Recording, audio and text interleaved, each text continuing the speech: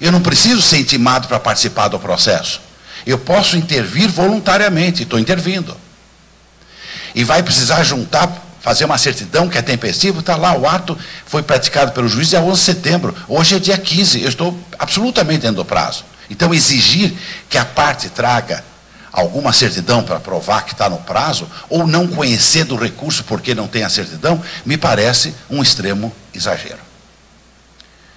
Outra circunstância importante é se esses documentos precisam ser autenticados ou não. É claro, se eu fosse advogado, eu autenticaria todos. Porque eu não vou correr risco pelo meu cliente. Não autentico, o juiz, o relator pode dizer, não admito o recurso porque não foram autenticadas as peças. Primeira observação, não há na lei nenhuma exigência para a autenticação desses documentos.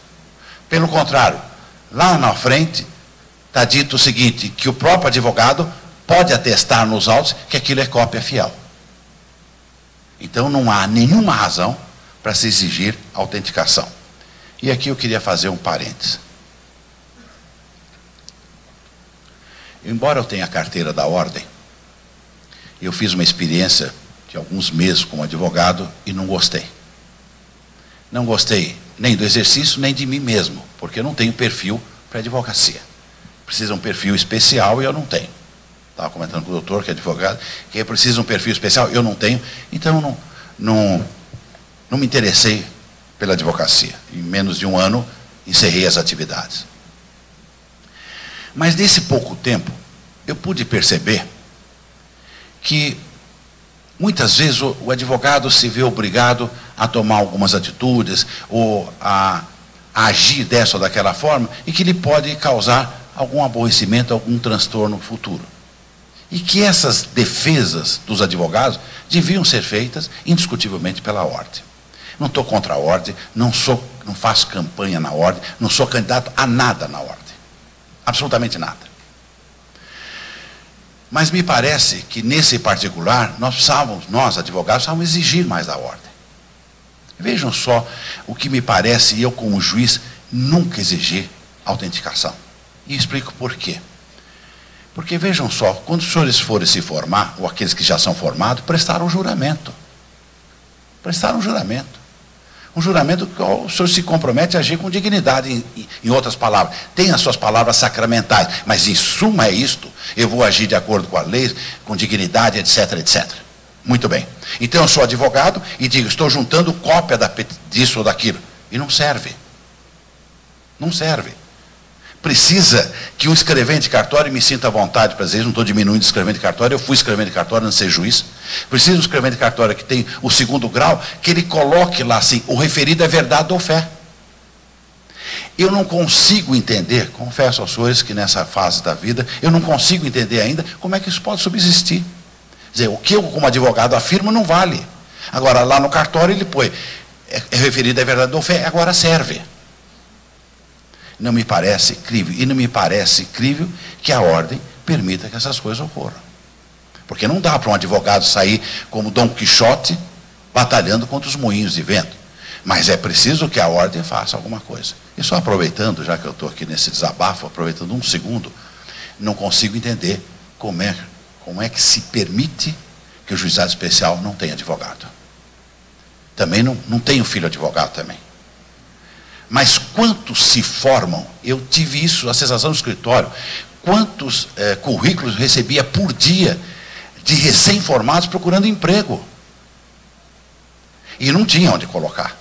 Eu recebia, sem exagero nenhum, recebia uma média de 4, 5 currículos por dia pedindo emprego. Por que no juizado especial não coloca pessoal recém-formado para trabalhar? Exige a presença do advogado e coloca estagiário recém-formado para trabalhar, para praticar, para aprender, para exercer a atividade. Agora, não precisa de juiz, não precisa de advogado. Não me parece, inclusive, me parece inconstitucional, porque a Constituição diz que o advogado é imprescindível para a justiça. Em todo caso, bom, desculpe uns desabafos de vez em quando, mas eu estou numa idade que me permite esses desabafos de vez em quando. Já que ninguém faz, faço eu aqui. Então, vejam só. Bom, interposto o agravo no tribunal, O artigo 526 determina ao agravante que em 3 dias ele junte cópia perante o juízo do processo que contém a decisão impugnada. Então precisa juntar a cópia. Ele protocoliza a sua petição do agravo do instrumento, extrai uma cópia e junta no processo. A respeito dessa exigência, saiu uma discussão interminável na jurisprudência, predominando o entendimento que não era necessário juntar, porque essa juntada tinha a ver só com a retratação do artigo 529. Com a devida vênia, estava errado. Essa juntada da petição nos autos aqui em Ribeirão Preto tem a ver com o princípio do contraditório e ampla defesa. Porque, veja bem, eu sou advogado agravante, eu vou a São Paulo, levo a petição, entrego. O agravado é intimado aqui. Como é que ele faz para responder? Ele tem que ir a São Paulo.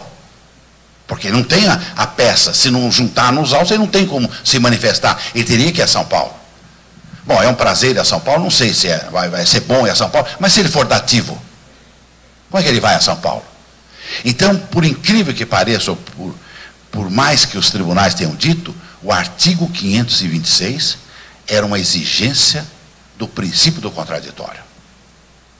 E não para o juízo se retratar, dizer assim, em favor do agravante, ele não juntou, ele que é o prejudicado, que nada. Só que agora o legislador fez algo extremamente salutar, a meu ver, no parágrafo único do artigo 526. E ele diz, permito aqui para ser fiel ao texto, e ele diz o seguinte: o não cumprimento do disposto nesse artigo, desde que arguído e provado pelo agravado, importa inadmissibilidade do agravo. Então, veja bem, eu interpus o agravo e não juntei nos autos. O agravado é intimado e não diz nada, prossegue. Não pode o tribunal, de ofício, não conhecer do recurso. Se o agravado não suscitar o fato de dizer, olha, ele não juntou a peça, estou fazendo prova, o tribunal não pode conhecer, tem que processar e julgar o agravo. E tem razão. Porque veja o seguinte, numa ação de desapropriação, a quem interessa os salários do perito? Ao expropriante, só o expropriado não interessa, ele não vai pagar. Se é 100, se é 200, se é 20 o salário, não importa para ele. Então o juiz fixou o salário, a fazenda impugna o salário, interpõe agravo, tem que depositar em 5 dias, então há uma urgência, interpõe agravo do instrumento. Eu tenho interesse em responder, para mim pouco se dá. Então, eu não vou dizer, olha, não juntou a cópia, não importa para mim. Então, esse parágrafo único do artigo 526 pôs fim a qualquer discussão e me pareceu de bom tamanho. Bom, recebido, e aqui diz assim que o agravo do instrumento será distribuído incontinente para o relator.